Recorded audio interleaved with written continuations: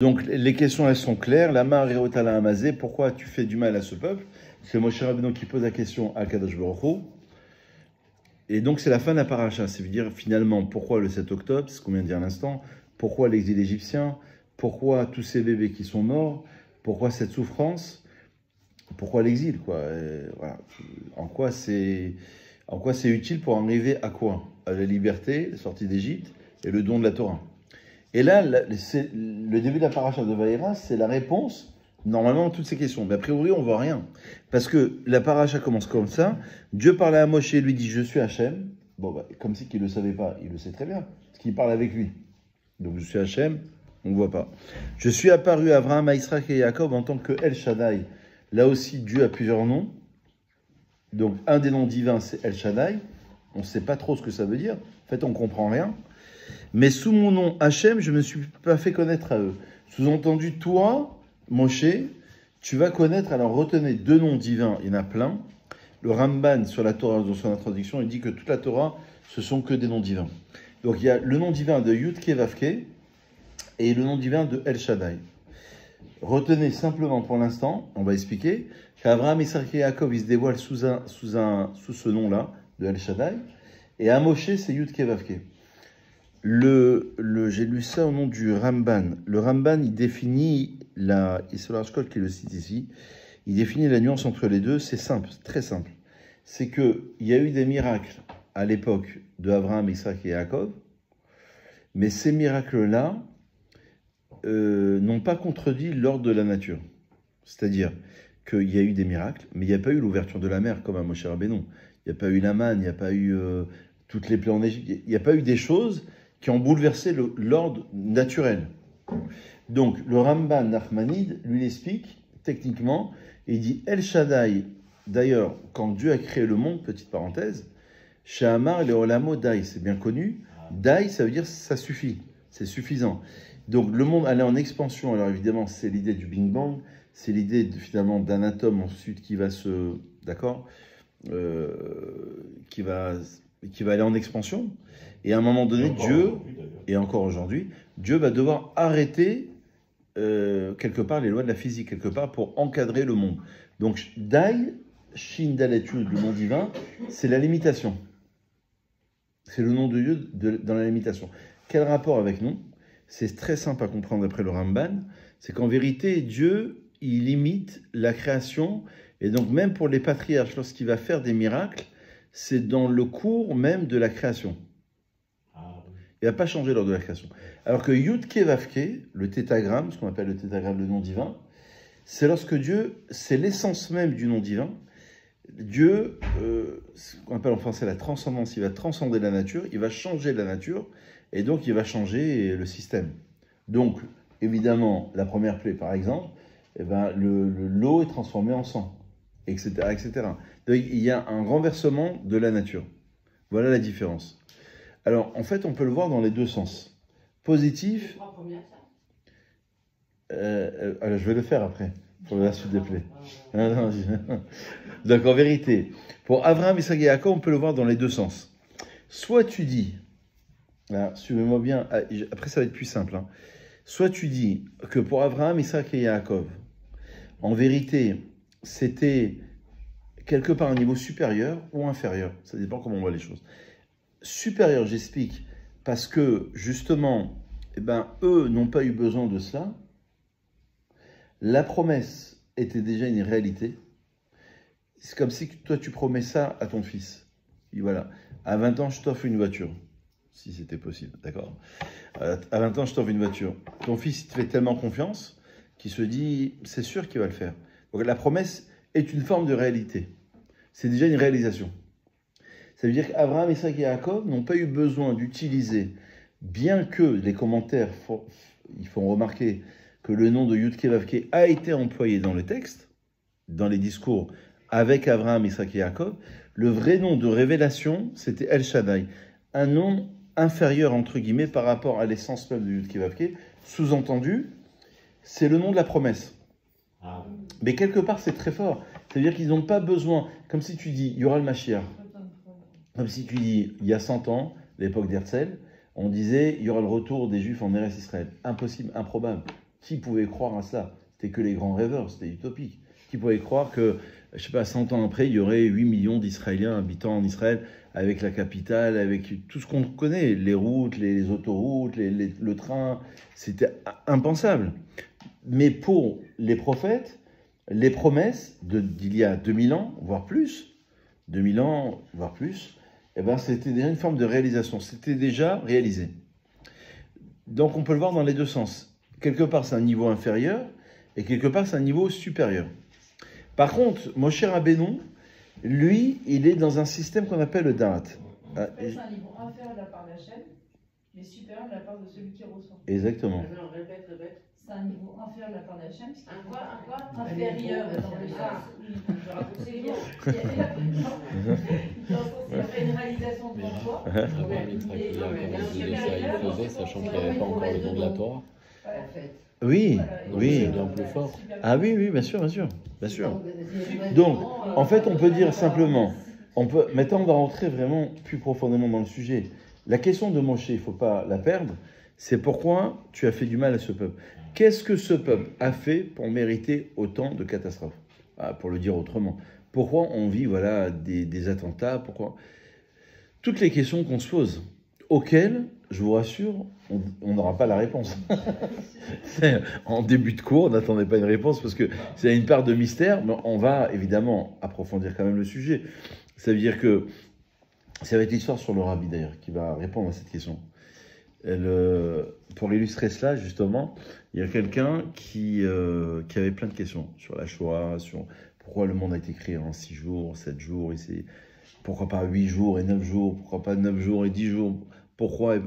Et puis, entre guillemets, son petit rabbin de quartier, à un moment donné, lui a dit, écoute, j'ai étudié, mais j'ai pas toutes ces connaissances, j'ai pas toute la possibilité de pouvoir répondre à toutes tes questions.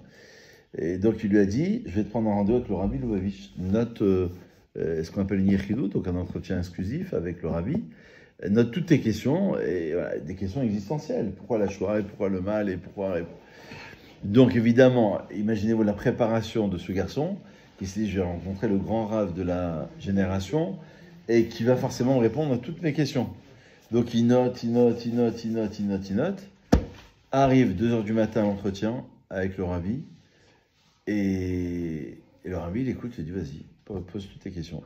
Et donc, tu peux poser toutes tes questions.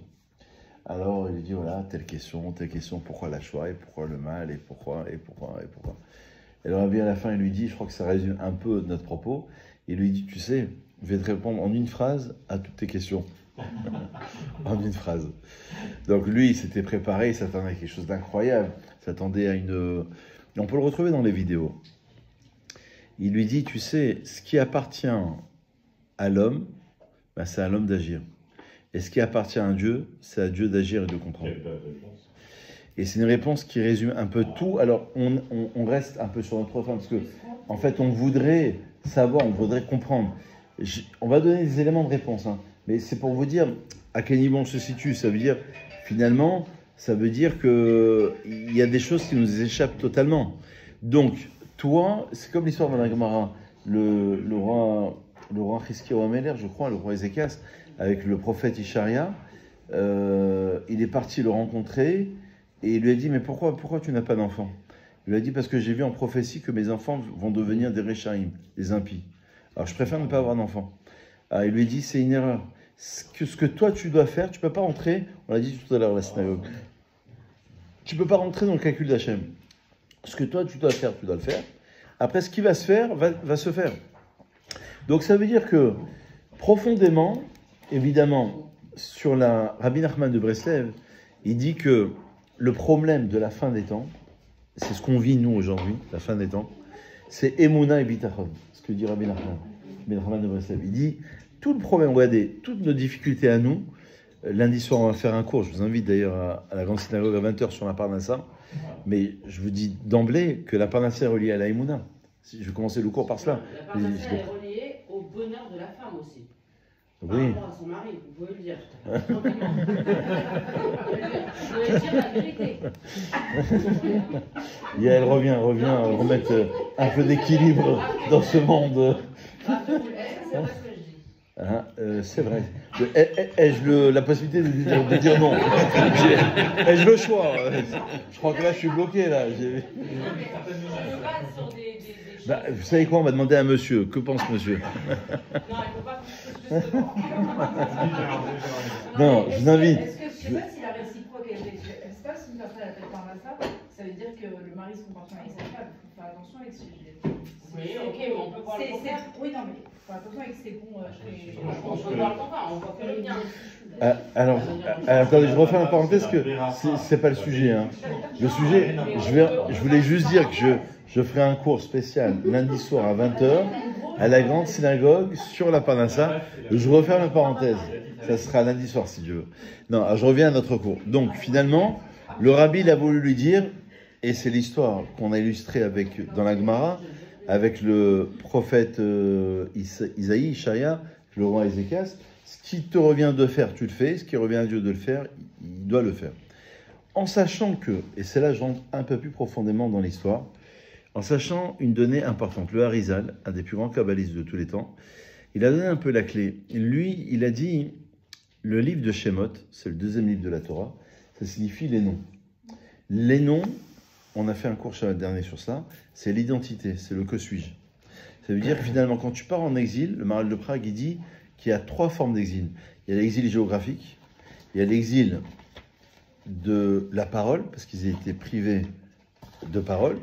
Évidemment, il y a le galout à da'at. Il y a le da'at, ça veut dire que tu perds le sens. D'ailleurs, on dit en français, il ne sait même plus comment il s'appelle. Il a perdu le sens, il a perdu son prénom. Le prénom, c'est l'identité. Elle s'appelle Sarah, Rachel ou Léa, Abraham, Isaac et Jacob. C'est ce qui doit être, ce sont ses objectifs qu'il doit atteindre. Donc, il a perdu ce sens-là. Donc, l'avantage, si j'ose dire, de la galoute, c'est de vivre la galoute, de vivre l'exil, pour arriver à la rédemption, pour arriver à la liberté. Ça veut dire qu'il y a deux choses. Il y a soit la galoute, elle entraîne l'assimilation, malheureusement, c'est ce qui se fait aussi, beaucoup, malheureusement, assimilation au niveau des couples mixtes, au niveau de plein de choses, la manière de penser, la manière d'étudier, le rapport à Israël, le rapport au peuple juif, etc., etc. Soit le Maharal, il dit non, justement, c'est dans la confrontation, c'est dans l'adversité que tu arrives à te réveiller quelque part et à faire quelque chose. Tu vas te dire, non, il y a un sens, non, c'est pas possible. On ne peut pas suivre juste les nations, on ne peut pas juste suivre le mode de pensée, leur mode de pensée. Il y a bien autre chose, il y a bien un sens à tout cela. Donc il y a un sens à un couple juif, pas juif? J'ai pas dit ça. Non, mais c'est vraiment, c'est une question J'ai pas que dit je ça. pose. Il y a un sens à ça veut dire ça pourrait le problème, le Maharal, il dit pas de ça. Le Maharal, il dit soit il y a le côté négatif, positif. Négatif, c'est qu'il s'assimile, il oublie son sens, il oublie sa mission, donc l'assimilation, donc les mariages mixtes. Et le Maharal, il dit, il peut avoir une autre solution possible, c'est qu'il retrouve le sens à sa vie grâce à l'assimilation. Et grâce à l'adversité. Ça veut dire c'est la confrontation de société qui va lui faire prendre conscience en disant il y a peut-être autre chose, il y a peut-être un autre sens. Donc, A priori, c'est une erreur, mais a posteriori, on peut en faire sortir quelque chose de bien. Oui, mais là, il y a une question de temps. alors, c'est-à-dire que on va finir ce sujet. C'est-à-dire que la galoute n'est pas une fin en soi. C'est-à-dire que la galoute, c'est un moyen pour arriver à. Donc, le but, c'est d'affronter la galoute, et ça va être l'histoire des enfants d'Israël. C'est ce qu'on va essayer de retenir. Le Harizal, il dit que les Neshamot, au niveau Kabbalah, hein, c'est la Kabbalah pure, les Neshamot du Ham Israël, de cette époque d'esclavage, ce sont les âmes de Bereshit. Bereshit, c'est quoi? C'est par exemple la tour de Babel, c'est l'époque du déluge d'abord. Donc le déluge, c'est l'eau, c'est les 4 éléments qui vont être étudiés. La tour de Babel, c'est les airs, puisqu'ils veulent combattre Dieu, combattre le ciel. Ensuite, Anché Sodome, la ville de Sodome, la perversion, la débauche, c'est le feu, parce qu'il va y avoir le feu. Et ensuite, c'est la terre, l'élément terre, les 4 éléments, c'est l'Égypte. Donc il dit qu'en vérité, ces Neshamot-là, c'est l'histoire de nos vies. L'histoire de leur vie, c'est l'histoire de nos vies. Ça veut dire, toi, tu vas dire, pourquoi je suis dans cette galère? Pourquoi cette épreuve? Mais justement, ce qu'il faut que tu comprennes, c'est que le but de cette épreuve, comme le Maharal, il définit, il dit l'épreuve, c'est un défi. C'est pas une épreuve. C'est un défi pour arriver à un niveau supérieur. Donc en vérité, on a pris toutes ces neshamot pour les rédimer, pour les arranger, pour en faire quelque chose. Donc, on n'a pas réussi. Il y a eu plusieurs passages. Il y a eu encore une fois le déluge. Ensuite, il y a eu la tour de Babel. Après, la génération de Sodome. Après, l'exil égyptien. Pour arriver à en faire quelque chose. D'ailleurs, la Torah l'appelle l'exil égyptien comme étant cour en barzel, le creuset de fer. Ça veut dire que toi, tu poses la question à mon cher Rabbeinu. Tu dis pourquoi tu fais du mal à ce peuple? Mais en vérité, la réponse, elle est dans le premier verset de la paracha. Alors, j'avance, j'approfondis, et vous allez tout de suite comprendre ce que je veux dire. Notre question, c'était de dire, dans Vaïra, Dieu parle à Moshe et lui dit, je suis Hachem. On a dit, comme si qu'il ne le savait pas. Ah, bienvenue au club. Je suis Hachem, tu parles avec lui, donc tu sais forcément que c'est Hachem. Non. Faisons un peu en hébreu maintenant. Vaïdaber Elohim. Dieu a plusieurs noms en fonction des révélations. Elohim, c'est le Or Chaim HaKadosh qui dit ça, je crois. Elohim, c'est Midat Adin, c'est la tribu de rigueur. Il dit, toi tu me vois comme étant la rigueur. Mais en vérité, Ani Hachem, je ne suis que miséricorde. Yudke Vavke, dans ce sens-là, c'est le Dieu de la miséricorde. Ça veut dire que toi, ce que tu vois dans ta vie, tu vois que des épreuves, tu vois que des difficultés, tu vois que le mal. Mais en vérité, derrière tout cela, il y a un tov qui est caché. D'ailleurs, il y a un jeu de mots en hébreu. C'est Olam, c'est Ealem. C'est que Olam est écrit sans vav. Normalement, c'est avec un vav. Olam, c'est le monde. Et Ealem, c'est la face cachée. Ça veut dire que là, il dit Vaïdaber Elohim. C'est le premier verset de la paracha. Dieu dit à Moshe, Dieu de la rigueur, tu me vois à travers la rigueur, mais Ani Hachem. J'écoutais le Rav, je ne sais pas si vous l'avez dit il y a 2 semaines, le Rav en Eretz Israël, et j'ai trouvé ça magnifique, c'est simple, mais j'ai trouvé ça très beau personnellement, j'espère que vous allez aimer. Il dit, voilà, lorsque tu demandes à Hachem, la guérison, la parnassa, etc. Tu as 3 possibilités.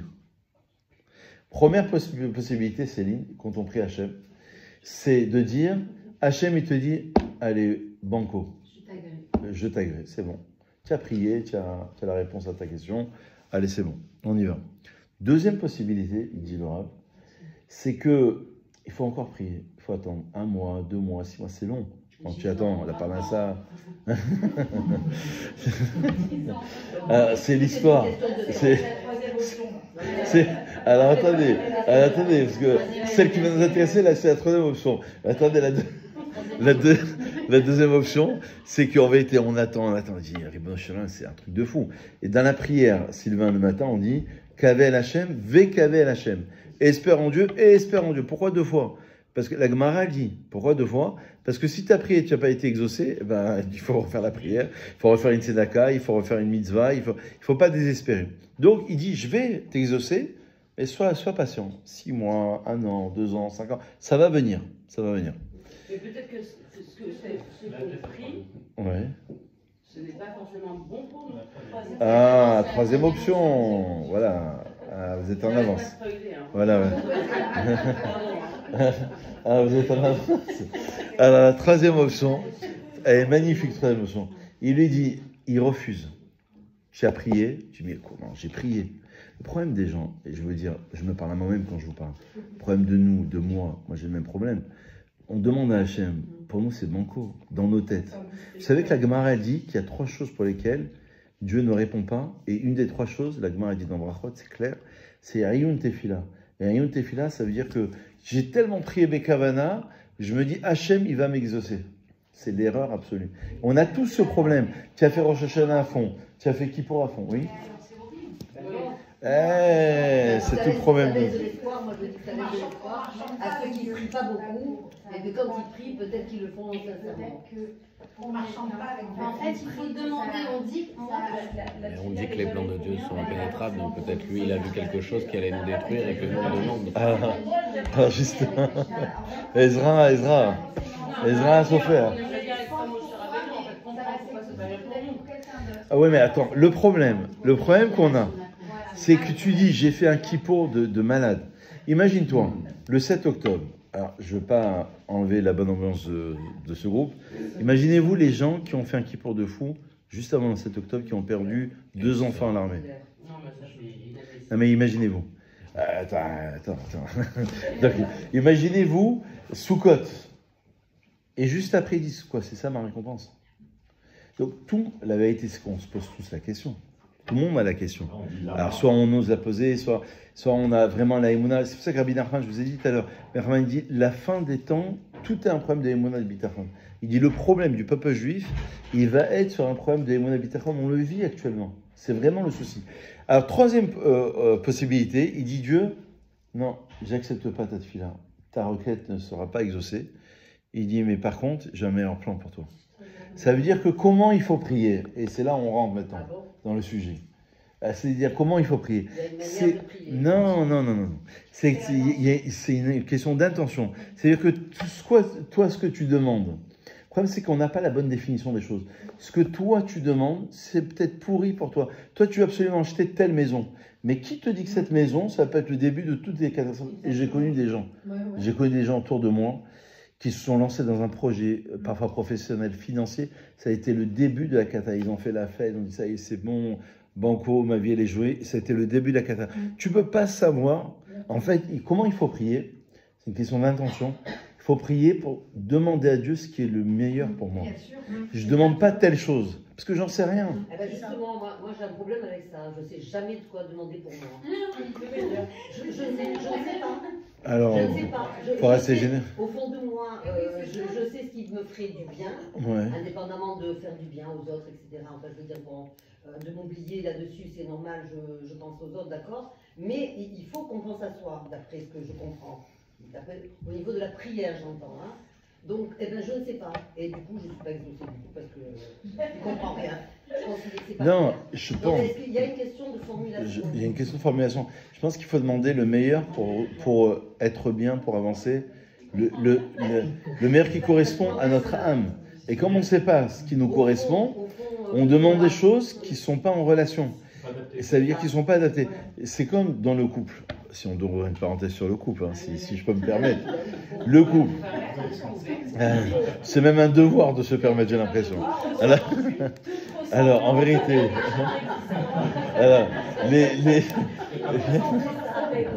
les cinq langages d'amour, c'est qu'en fait, ils ne se comprennent pas. Parce que l'un n'a pas compris l'attente de l'autre. Donc vous dites il comprend les Et je dis aux femmes aussi. Je ne dis pas qu'aux hommes. Je traduis. Non, mais vous dites clairement. Non, mais Hachem, il comprend les hommes. Non, mais pas dire on ne parle pas d'Hachem, on parle d'hommes. Non, mais juste avant. Et de femmes aussi. C'est comme le couple. Non, Hachem, lui. Est-ce que vous dites là, vous ne comprenez pas du tout. Ben, en classe, ça devait être dur en classe. Ça devait être terrible. J'aurais pas aimé être le prof de Révital. Ça devait être chaud en classe.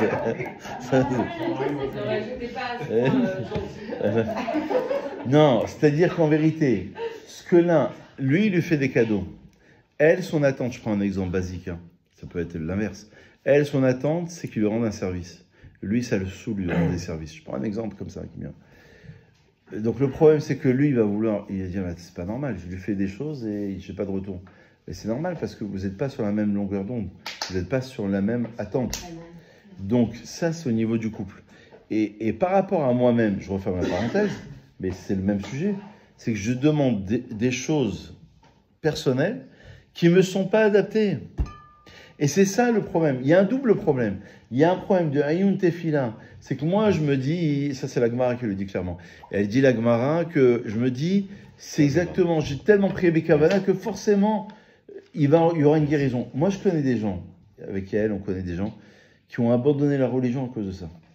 Et je pèse mes mots, on connaît des gens autour de nous qui ont abandonné. Pourquoi? Parce que des rabbanim, je ne vais pas dire qui, quoi, comment, des gens leur ont dit, tu sais, il y a telle personne qui est malade, par exemple, et bien si tu fais telle chose, comme une recette de cuisine, tu auras telle chose. Évidemment, la chose n'est pas arrivée, enfin évidemment, ça aurait pu le faire, mais dans ce cas, ça ne l'a pas fait. Et évidemment, et ben, le gars, il s'est dit, donc ça veut dire que c'est moyen. Donc, il faut faire attention. Il faut faire attention. Faire attention parce que il y a des gens qui vont venir aussi à la synagogue parce que ils sont dans un mal-être. Ils sont dans une recherche identitaire, une recherche parfois psychologique, parfois personnelle, etc. Alors, nous, on leur dit, la Torah, ça va forcément vous aider, ce sont des moyens. Mais ce n'est pas une réalisation. Le problème, c'est que les gens, ils sont un peu dupes avec eux-mêmes. En fait, ils se mentent à eux-mêmes.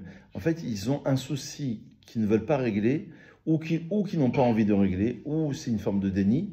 Et ils se disent, eh ben, je vais faire Shabbat, je vais faire la cache. Alors, on encourage tout le temps les gens à faire, de toute manière. Mais ce que je veux dire, c'est que les gens risquent d'être déçus parce que ce sont des moyens qui nous sont donnés pour arriver à une réalisation. Or, les gens les voient comme étant une recette de cuisine. Si je fais ça, ça veut dire que forcément je serai mieux.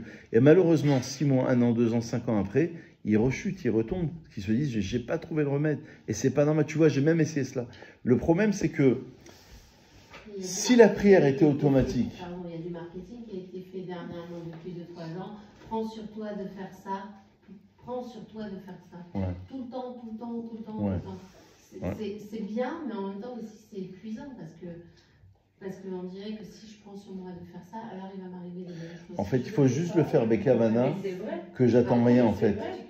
En fait, moi je pense qu'on s'engage sans rien attendre.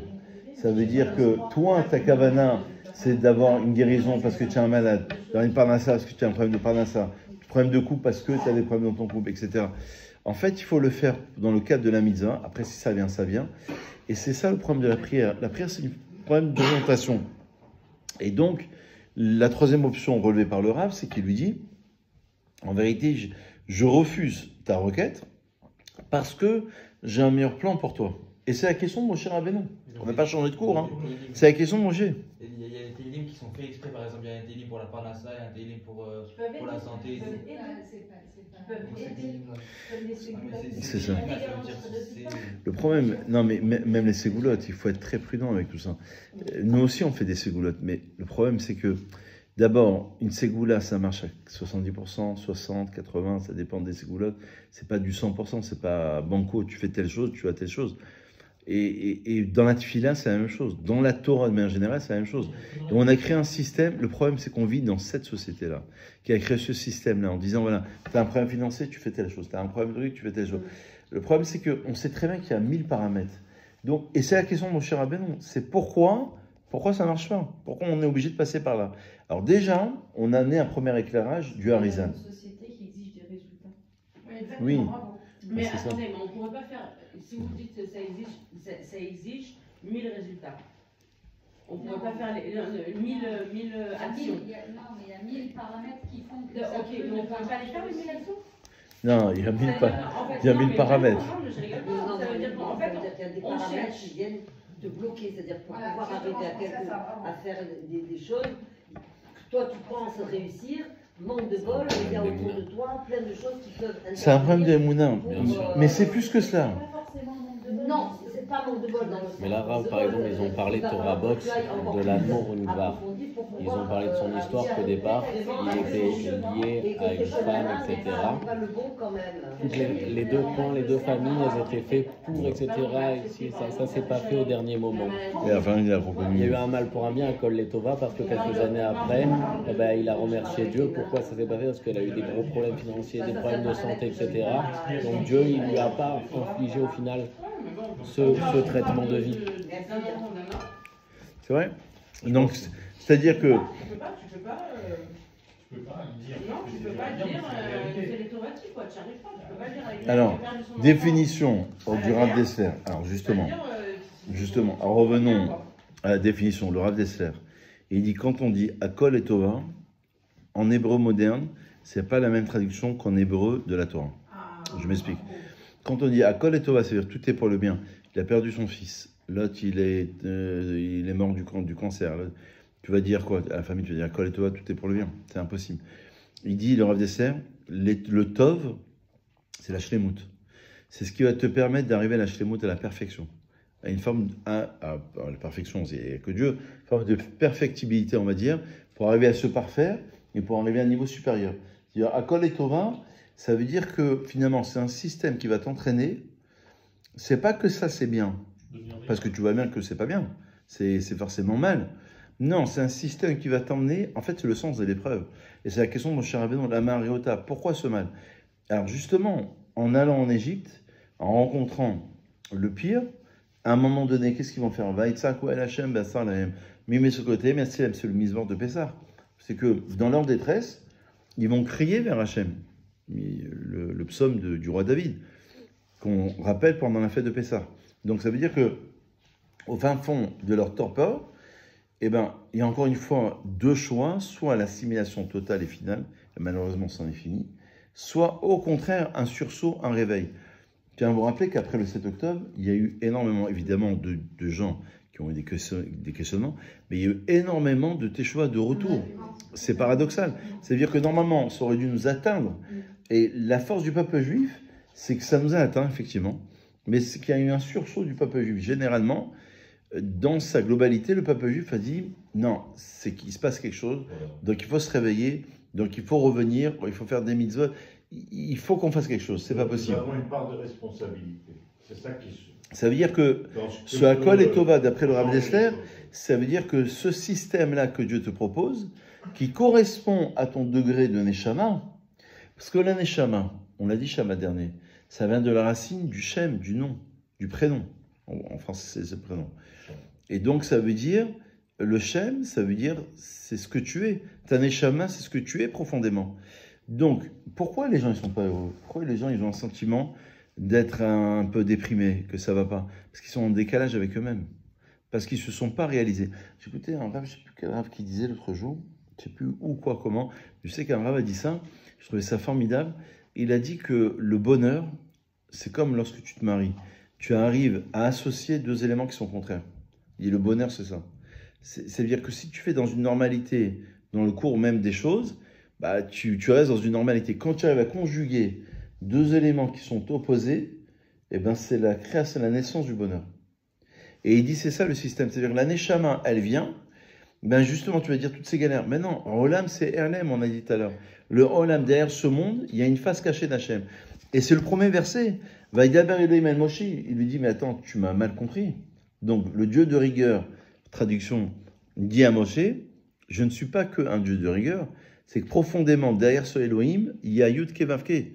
Et le Yud Kevavke, le tétragramme, c'est le nom de Dieu de la miséricorde. Donc en vérité, toi tu veux comprendre, c'est dans un système que tu veux comprendre. Et rappelez-vous l'image de la Gemara. La Gemara dit que Moshe Rabbeinu, il était dans la compréhension des choses, donc il discute avec Hachem. Il y a une image très forte, c'est une image évidemment, il ne voit que le dos de Dieu, que le nœud des tefilines. Alors, il y a un secret là-dedans. Ça, c'est la Matan Torah. Ça, c'est dans le contexte du Matan Torah. Dans le contexte. C'est pas la première fois, là. Et bien, en fait, il ne voit que le nœud des tefilines de Dieu. Et la Gemara, dans Brachot, à la page 5-6, comme ça, elle dit mais qu'est-ce qu'il y a dans les tefilines d'Israël? Il y a la proclamation du nom divin. C'est-à-dire, on fait l'éloge de Dieu. Et qu'est-ce qu'il y a, symboliquement, c'est une image dans les tefilines de Dieu? Il y a la proclamation de Am Echad. Israël, Am Echad. Israël, mon peuple, c'est un peuple qui est unique. Donc chacun fait l'éloge de l'autre. Et il dit, le commentaire, il dit c'est quoi le nœud et c'est quoi les deux lanières? Les deux lanières, c'est la dualité. Le bien, le mal. Donc toi, tu dis, c'est pas normal. Mais il veut lui dire, tu sais, il y a un système où en vérité les deux se rejoignent. Le nœud des tefilines, c'est celui qui arrive à regrouper à travers la dualité l'unité divine. Ça veut dire que tu arrives à comprendre que derrière cette dualité, il y a une unité. Ça veut dire que ce mal-là, cette épreuve-là, cette expérience-là de ta vie, elle est en train de te construire. Rabbi Nachman de Breslev, il dit quelque chose d'incroyable. Il dit, franchement, c'est un niveau très haut. Je ne sais pas si on arrive à le faire. C'est un niveau très haut. Il dit, même quand il t'arrive, peut-être surtout lorsqu'il t'arrive une galère, c'est là où tu dois remercier Hachem. Parce que de deux choses l'une, soit Hachem, il t'épargne d'une autre galère pire, qui est encore plus catastrophique, dit Rabbi Nachman, soit il est en train de te faire monter à un niveau supérieur. Il est en train de t'amener dans un système. Regardez les gens qui ont fait tchouva, qui ont fermé leur magasin le Shabbat. Ils passent par une galère de plusieurs mois, voire plusieurs années. C'est une grosse, grosse galère. Je l'avais écouté il y a longtemps du Rav Sitruk à la Shalom, qui avait fait un cours sur ça. Et je me rappelle qu'il avait dit sous le ton de la rigolade, ça se saurait. Si tout le monde, tous ceux qui faisaient tchouva, devenaient riches, n'avaient plus de problème, tout le monde ferait tchouva. Tout le monde dirait, la solution, elle est là. Il y a un passage à vide. Alors, soit un passage à vide entre guillemets, excusez-moi l'expression, peut-être pas le bon sujet, pour épurer les fautes, si je peux m'exprimer ainsi, ça veut dire, bah, pour accéder, il y a forcément, pour arriver à un bien, il y a une période de dinim, de rigueur, soit, en Dieu, il est en train de te faire monter. C'est un petit peu le système du Yerida et Tsorech Aliyah qu'on voit dans... On pourrait vous répondre, on pourrait vous dire, pas moi, hein, mais on pourrait vous dire, bah pourquoi à la base, Dieu est fait?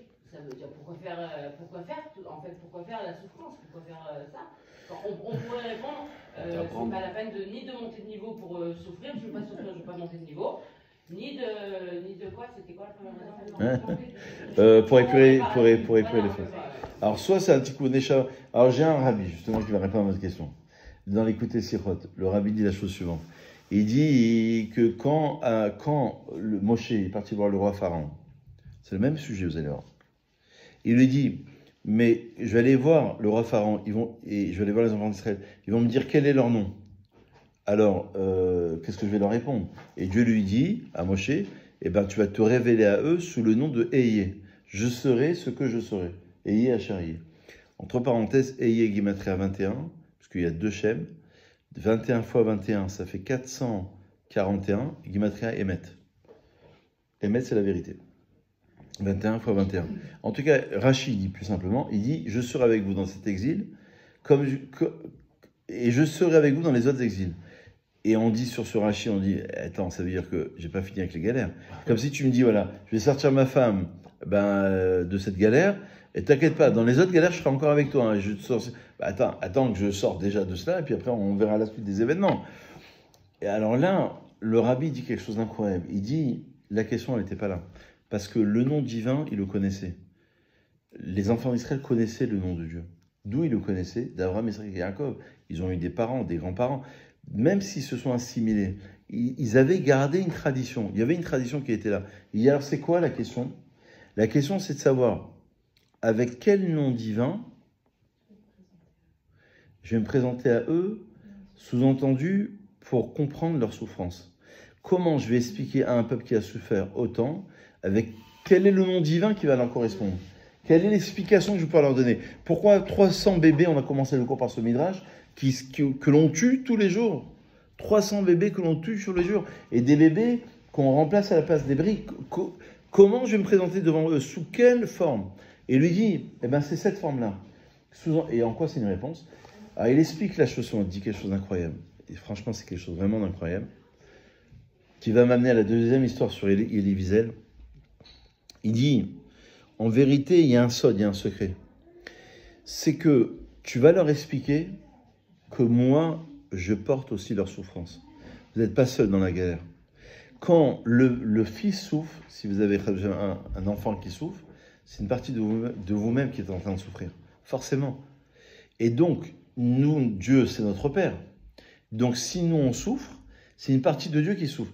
Le Rav Shlomo El-Kabetz, au XVIe siècle à Safed, lorsqu'il a écrit le Lecha Dodi, tout le Lecha Dodi, l'accueil du Shabbat, c'est sur cela. C'est le retour de la Shrina. Itoreri, réveille-toi, Kumiori, lève-toi, ma lumière, etc. Tout ça, tout ça, c'est le réveil de quoi? De la Shrina qui est en Galoute. La Shrina, en traduction, c'est la présence divine qui est partie en Galoute, qu'il va falloir réveiller et remuer de la poussière pour la ramener, pour faire quelque chose. Donc ça veut dire qu'il y a une symbiose entre qui et qui? Entre Dieu et les enfants d'Israël. Si Israël souffre, tu vas leur dire, ayez, je serai avec vous. Ça veut dire quoi? Traduction, selon le rabbi, il dit, si vous souffrez, c'est une partie de moi qui souffre. C'est une Gemara dans Kiddushin d'ailleurs, tu as dû la faire aussi. C'est Kalani Miroshi, il y a une Gemara comme ça. Mais il y a une contradiction dans ça, pardon. Ouais. Parce que du coup, alors encore une fois, pas moi, ouais. Mais on pourrait vous dire, on a un verre d'eau. Merci. Dieu qui est tout puissant, qui fait vivre le monde à chaque instant, ouais. Qui peut faire tout ce qu'il a envie. Oui. Et donc pourquoi il ne sort pas de la souffrance? Parce que c'est pas ça l'objectif. Il y a un plan dans ce Lego. On revient à la case départ. Mais il y a un plan, il y a des objectifs. Le but, c'est Dieu en fait. Dieu, lorsqu'il crée la question, c'est que Dieu, la question du Ramchal d'ailleurs, il dit le Ramchal, Dieu, il n'a pas un besoin de créer le monde. C'est pas un besoin personnel. En fait, il crée ce système pour arriver à en faire quelque chose. Comme si tu as un enfant, tu pourrais tout lui donner. Imagine-toi, tu gagnes au loto. 20 millions d'euros.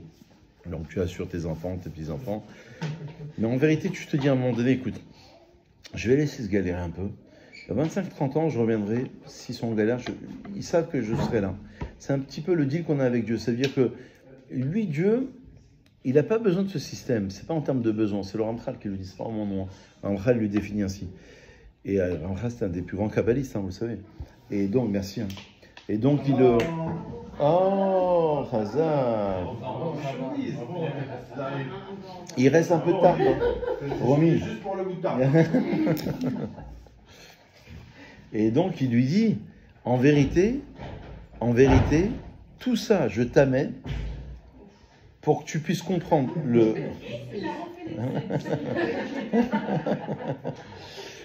Vous comprenez, mais le problème, c'est que ça, autour d'un cours, quelques minutes, c'est facile à le dire. Dans une vraie vie, tu te galères 1 an, 5 ans, 10 ans, 20 ans. Des fois, il y a des gens qui se galèrent toute une vie et qui n'ont même pas de... Qu'est-ce qui va les sauver? C'est un petit peu la réponse que Dieu veut faire à Moshe en leur disant, tu vas leur dire que moi aussi je souffre. En quoi c'est une réponse? Ça veut dire que ta souffrance, elle n'est pas juste individuelle. Le problème des gens, c'est que, ça la force du peuple juif, c'est qu'on est tous ensemble sur le même bateau. Ça veut dire qu'il y a une dimension collective. C'est ça, Am Israël Chai. C'est ça, l'État d'Israël, dans le sens du peuple d'Israël, dans le sens d'une réalisation de la fin des temps, le rassemblement des exilés. Ça veut dire que chacun va apporter une pierre à l'édifice et va essayer de construire quelque chose. Et donc, il y a une forme de collectivité et de rapprochement entre toutes ces parties-là. Et donc, il veut lui dire, ta souffrance, elle n'est pas individuelle. Romy, ta souffrance n'est pas individuelle. Un peu de balagan, mais comme ça, on part sur des bonnes bases. Ta souffrance, elle n'est pas individuelle, ta souffrance, elle est collective. C'est un hypoglycémie. Non, j'ai arrêté le cacahuète, ça fait 3 ans. Alors, une histoire sur Elie Wiesel. Je vais vous faire une histoire sur Elie Wiesel. Incroyable. Il faut que je vous la fasse quand même, parce qu'elle est incroyable. Ouais, elle va vous choquer. Elle va vous choquer, l'histoire. Ça résume un peu notre sujet, une partie, peut-être pas tout notre sujet, une partie de notre sujet. C'est qu'Elie Wiesel a vécu dans les camps de concentration lorsqu'il avait l'âge de 6 ans, 7 ans. Il était jeune, il raconte, il a écrit, etc. Beaucoup écrit. Il a écrit un livre sur cela, j'ai oublié le titre de ce livre. Il a écrit un livre sur l'histoire que je vais vous raconter. Tous les fleuves vont à la mer, c'est pas ça. Je sais pas. Je sais pas, j'ai oublié le titre. Alors, en tous les cas, il raconte qu'à un moment donné, ils en avaient tellement marre. Ils en avaient tellement marre. La souffrance de la Shoah, les gens qui mouraient, et l'horreur, et les drames, et la faim, et tout ce qu'on peut même pas imaginer, si j'ose dire, qu'à un moment donné, le rabbin du village, il a dit, on va faire un tribunal, et on va juger Dieu. Écoutez bien ça, elle est terrible l'histoire. On va faire un tribunal, et on va juger Dieu. Vous entendez ça?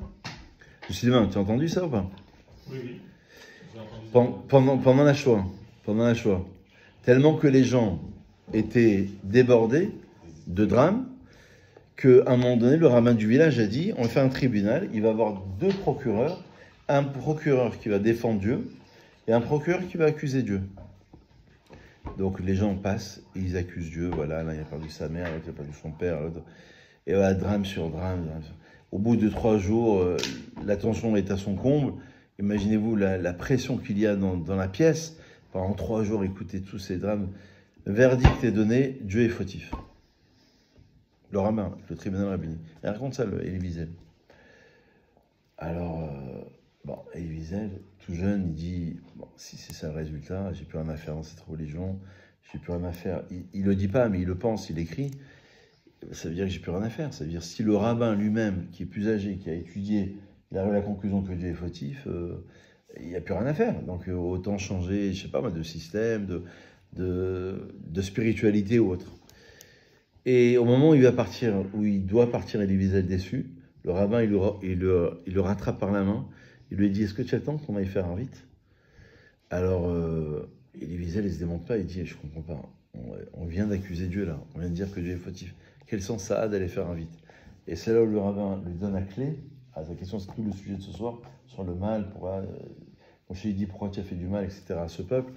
pour l'esclavage en Égypte. Il lui dit, tu sais, c'est pas parce qu'on a des questions sur Dieu que ça nous empêche d'avancer. D'avoir des questions, c'est normal. D'avoir des interrogations, c'est normal. La Gemara, vous ouvrez une page de Gemara, il y a très souvent des contradictions, très souvent des questions, très souvent, Tekou, par exemple, ils se sont tués. Parfois, ils n'ont même pas la réponse, les rabbins. Ils ont dit à l'époque de Eliyahu Navi avec le Mashiach, on répondra à toutes ces questions. Et il y a plein de questions comme ça. Mais c'est pas parce que tu as une question que ça t'empêche d'avancer.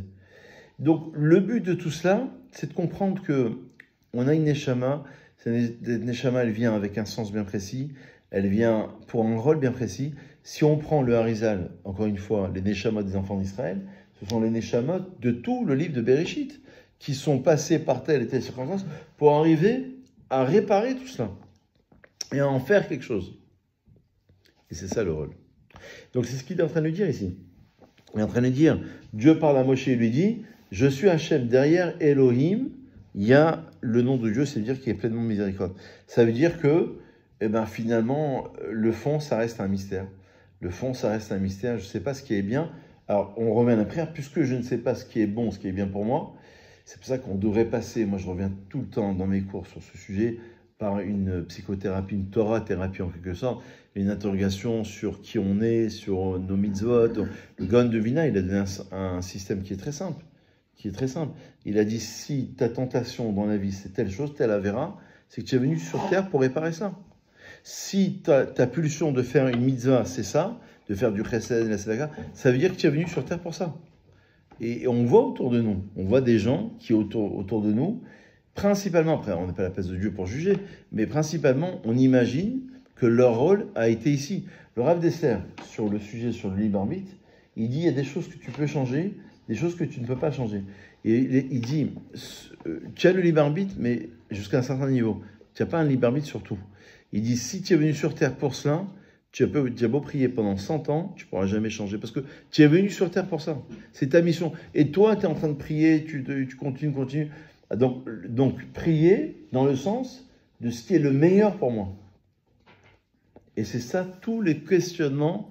Donc, il faut relire des parachutes avec ça. Il ne faut pas de sujet précis, alors. Il ne faut pas une demande précise. On peut avoir une demande précise, c'est pas grave.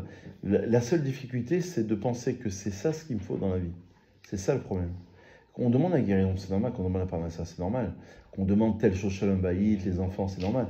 La seule chose, c'est d'imaginer, d'avoir une ouverture d'esprit en se disant, il y a peut-être autre chose. Peut-être que Dieu est en train de me faire un clin d'œil. Peut-être qu'il y a un sens à tout cela. Et il y a certainement un sens à tout cela. Et donc, après 120 ans. Après 120 ans, si Dieu veut. C'est-à-dire, il y a deux en Lamaba. Il y a en Lamaba à l'époque dans le Gan Eden, et puis à l'époque du Mashiach. Il y a deux définitions. Après avoir, même si on le sait, on peut le savoir à 120 ans, mais si on voit que ça arrive, etc., on s'empêche pas de vivre en fait. Ah oui. C'est-à-dire que je continue à avancer, je continue à faire mon mieux. Ça veut dire que c'est pas pour nous. Voilà, et si ça ne s'oriente par là, tant mieux. Si ça ne s'oriente pas par là, c'est que c'était pas là qu'Hachem qui m'a demandé. On peut poser la question sans remettre en question. Exactement. C'est ce qu'il a voulu dire, c'est l'histoire de Elie Wiesel. C'est l'histoire de Elie Wiesel, et c'est l'histoire du Rabbi Lubavitch. Le Rabbi Lubavitch, c'est exactement ce qu'il a voulu répondre, en disant, ce qui appartient à un Dieu appartient à un Dieu. Maintenant, regardez, j'avance un peu dans le sujet, mais c'est toujours le même sujet, vous avez compris. Pourquoi le mal et pourquoi nous neshamot, et donc comprendre qu'on a un rôle, qu'on vient sur Terre.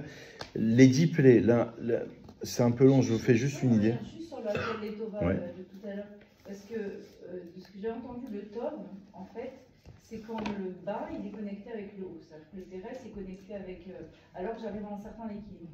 Donc, quand on dit le Tov et Yotadam, c'est pas bon qu'un homme soit sale, et tu disais tout à l'heure, il faut l'opposition pour se réaliser. En fin de compte, le fait qu'un homme ne soit pas seul, c'est-à-dire que le Tov pour un homme, l'équilibre, et atteindre, se connecter avec Akadosh Baruch Hu, c'est par le fait d'épouser son opposé, donc une femme. Mais quand on dit Akol et Tova, ça veut dire que, ça voudrait dire que tout ce que fait Akadosh Baruch Hu ici a un plan, il est relié. C'est pour ça que c'est des Tova. C'est parce qu'il y a un équilibre derrière, il y a quelque chose qui est motivé par quelque chose qui m'échappe.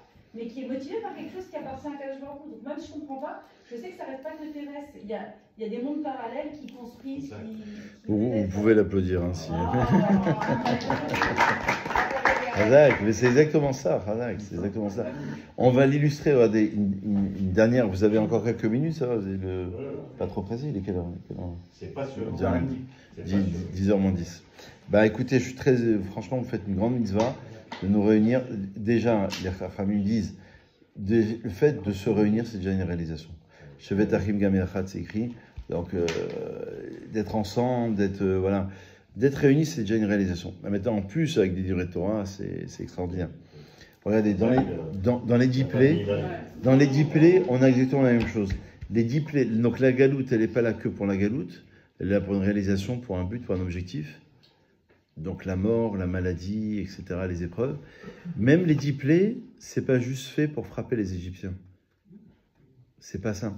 Regardez, le commentaire du Abravanel, il dit, Abravanel, qui est un des grands commentaires de l'Espagne, il était ministre au Portugal, en Espagne, etc. C'est à peu près 15e, 16e siècle. Là-bas, il dit, le Abravanel, il a fait un commentaire sur la Torah, il dit, Paro, avec les Égyptiens, ils ont nié 3 principes. Et ça va être la démonstration, il faudrait plus de temps, mais je vous le dis rapidement, démonstration des 10 plaies. Il a nié parce que Paro se prenait pour le Dieu. Le Nil, il en faisait une avodah zara, et etc., etc. Donc finalement, il n'y avait pas de Dieu. Donc il nie le principe de Metziut Hashem, c'est-à-dire de l'existence de Dieu. C'est que le Rambam, entre parenthèses, au XIIe siècle, il a écrit 13 articles de foi. Il y avait un autre rave qui est très très grand rave, qui est moins connu, qui s'appelait Rabbi Yosef Albo, un grand rave du XIVe siècle en Espagne. Lui, il a écrit Sefer HaIkarim, le livre des principes. Il a résumé les 13 principes sur 3 principes, qui rejoignent un petit peu ce qu'on est en train de dire. Donc c'est le résumé des 10 plaies. Donc, les 10 plaies, c'est un passage. C'est comme dans ta vie. C'est un passage pour arriver à. Et il dit, ils ont nié, Paro, avec les Égyptiens, l'existence de Dieu. Deuxième point, ce qu'il appelle en hébreu Ashgachato, c'est-à-dire sa providence sur tout ce qui se passe. C'est-à-dire, c'est pas seulement qu'il y a un Dieu d'existence, mais qu'il y a l'Ashgacha sur chaque action. Ça veut dire nos vies, ça veut dire ta vie, ma vie, ça veut dire toutes les galères, ça veut dire toutes les... Et sa voiture elle tombe en panne, tout ça, il y a une Ashgacha. Et une Ashgacha pratique, évidemment. Et troisième démonstration des 10 plaies, le fait qu'il peut modifier la nature à sa guise. Pour contrer cela, Dieu envoya 3 séries de plaies. La plaie du sang, démonstration. Ainsi, là-bas c'est marqué dans Vaïra chapitre 7, verset 17, « Ainsi tu sauras que je suis Dieu ». Donc démonstration que la plaie du sang doit démontrer l'existence d'Hachem. « Bezot eder ani Hachem ». Donc par ceci tu sauras que je suis Hachem. Démonstration de la plaie des bêtes sauvages. Vaïra chapitre 8, verset 18, afin que tu saches que je suis Dieu au milieu de la terre. Donc ça veut dire ce qu'on appelle Ashgacha, je suis pas seulement Dieu, mais au milieu de la terre. Donc il y a une Ashgacha, donc il y a une providence, donc il y a un sens, etc. Et troisième démonstration, que la plaie de la grêle, donc on a le sang, les bêtes sauvages, on a la grêle. La grêle c'est quoi? Pour que tu saches que nul ne m'égale sur toute la terre. C'est-à-dire qu'il peut modifier la nature à sa guise. Et c'est ça le début de Vaïra. Le Vaïra, c'est au-dessus du El Shaddai. C'est pas que El Shaddai, c'est pas juste un Dieu qui est limité à la nature. C'est un Dieu qui est au-delà de la nature. Est-ce que vous avez déjà des questions?